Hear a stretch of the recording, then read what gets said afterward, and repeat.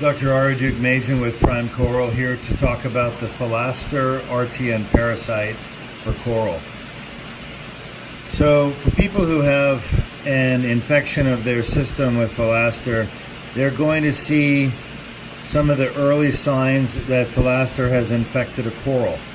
One of the early signs is polyp retraction, especially in LPS, zoanthids, even acroporas. You will see the polyps are retracted. A second early sign is bleaching. Quite often the Philaster infection will start in an area of the coral, such as a base or a branch, or even a polyp, and you'll see that the coral will be bleaching in that area, losing its zooxanthella. That's a clear sign of infection. A third presentation of coral is finding what's called a dark coral, where basically your coral has lost its pigmentation and it's just really dark. It looks like a gray or brown or black coral. And we're going to take a look at one of those black acroporas today. This coral has been infected. I have suspected it was infected by Philaster, and it was brought into my lab, and I have an opportunity now to take a look at it. And it's been a dark brown color. Normally it would be a reddish green coral, according to the owner. Well, this coral has been dark brown for about 3 months, just sitting in his system. So he brought it in. I'm taking a look at it with the microscope.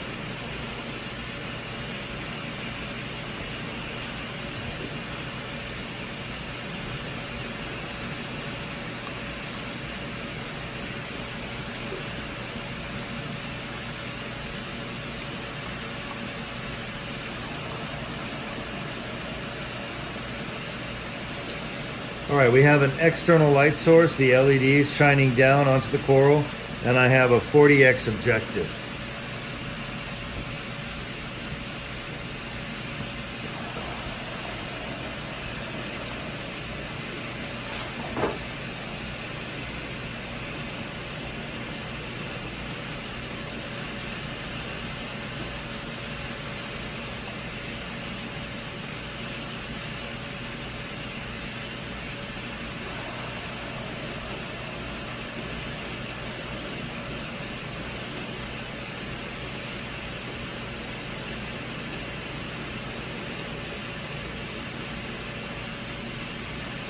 All right, so we're looking at 40 times magnification. You can see there are still nests of zooxanthella in the coral.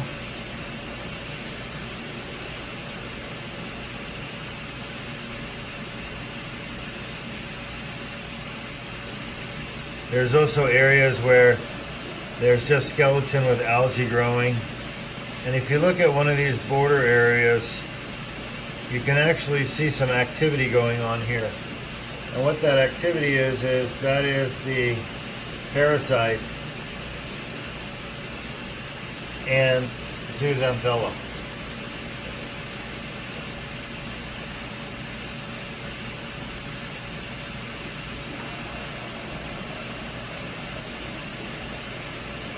There's actually some zooxanthella leaving the coral right there, trying to get away. And you can see activity over here as well. Those are Philasters. That's your RTN parasite right there.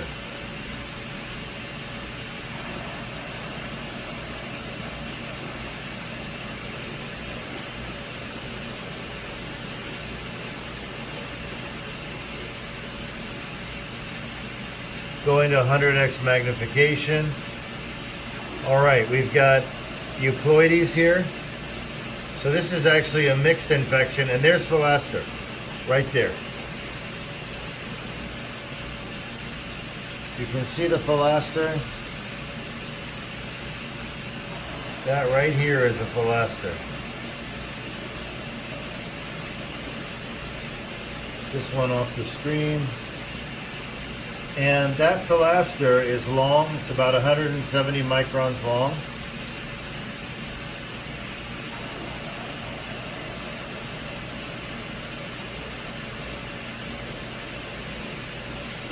You can see it right here. And right above, up here, is a Euploides. See if I can get the lighting a little better.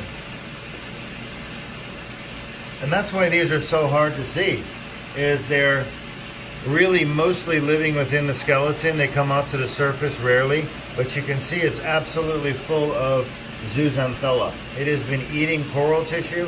There's actually little babies running around right next to mom and dad, eating coral tissue as well. That is the Phalaster lucinda ciliated protozoan. This is the cause of coral RTN.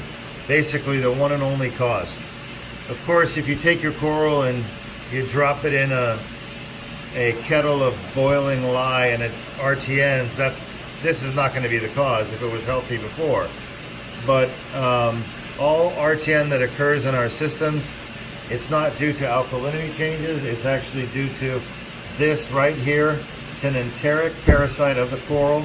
Corals are animals, and they also get parasites. This is a parasite that lives in the gut of the coral. You can see all the zooxanthella within its body because it's been eating the coral. Now people think, oh, well, this guy just shows up when the coral's dying. No, it doesn't. There's another one right here, just above it. It's got a single zooxanthella within its body. So he just started eating recently. Anyway, the two of them are having a conversation about how wonderful it is to actually be able to eat coral, and no human being knows why the coral is dying because nobody bothered to look with a microscope to figure it out until now. So we've caught them red-handed. Just a little higher up is a Euploides right here.